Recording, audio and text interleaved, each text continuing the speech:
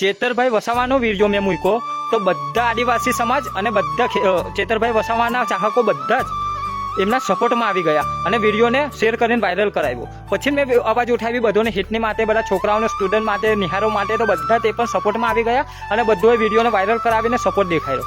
પછી મેં ગઈકાલે જ વિડીયો મૂક્યો ખેડૂતો માટે અવાજ ઉઠાવી કે હરેકની પરેશાનીઓમાં ખેડૂતને જ બધું ઝીલવું પડે છે, બધા ભાવ વધે છે ને તો એ વિડીયોને ખેડૂત જ ભાઈઓ બધા રિપોર્ટો કરીને વિડીયો હટાવડાવ્યો. એટલે ખેડૂતોની એકતા તો છે જ નથી અને આજથી હું કસમથી કહું છું કે મેં ખેડૂતને લીધે કોઈ વિડીયો બનાવવું પણ નહીં, કેમ કે ખેડૂતોમાં એકતા છે નથી અને ખેડૂત ભાઈઓને લીધે ગમે તેટલું બી આપણે કર્યું હશે ને તેના માટે આને કોઈ સપોર્ટ દેખાડતું જ નથી, ના કોઈનો શેર આવે ના. કાલે બી વિડીયોને 8,000 લોકોએ દેખી લીધું હતું થોડીક જ વારની અંદર. તમે સાચું નહીં માનો, એક બી શેર નહીં, એક બી ખેડૂતના હિતમાં કોમેન્ટ નહીં, એક બી લાઈક નહીં, એ બધું તો જોઈતું જ નતું આપણે. પણ તે છતાં આ બીજે જેવી રીતે ચેતરભાઈ વસાવાના આટલા બધા સપોર્ટિંગ એમાં બધી આવે છે, લાઈક ફોલો શેર, અને તમે બધા ને ખેડૂત માટે કોઈને કોઈ કરી નથી. એટલે આપણે બી કોઈ ખેડૂતો માટે મારી આઈડી પર ઇફેક્ટ પડશે. આજે 80,000 લોકો છે 2 પ્લેટફોર્મ પરથી, ફેસબુક, ઇન્સ્ટા પરથી. શું કરશું? ચાલો, જય હિન્દ.